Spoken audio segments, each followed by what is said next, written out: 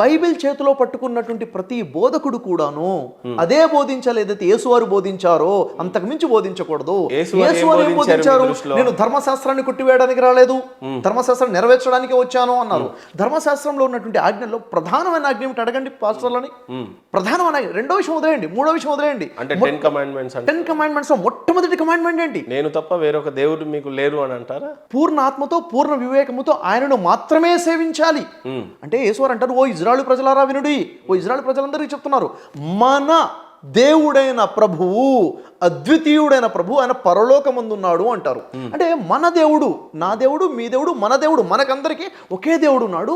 ఆయన యేసు ప్రభు దేవుడు కాదంటారా? యేసు ప్రభు దేవుడి గురించి బోధించడానికి వచ్చినటువంటి దేవుని కుమారుడు అంటున్నాడు. దేవునికి చూడండి, దేవుడు ఆయనే, పరిశుద్ధాత్మ ఆయనే, యేసు ప్రభు ఆయనే, యెహోవా కూడా ఆయనే అని అంటున్నారు. ఒకటి. రెండోది, ఇప్పుడు రిజరెక్షన్ ని ఏ రకంగా చూస్తాడు? చనిపోయి 3వ రోజున లేచాడు కదా, దాన్ని ఏ రకంగా చూసి ఒక విషయం చెప్తాను సార్ ఇక్కడ.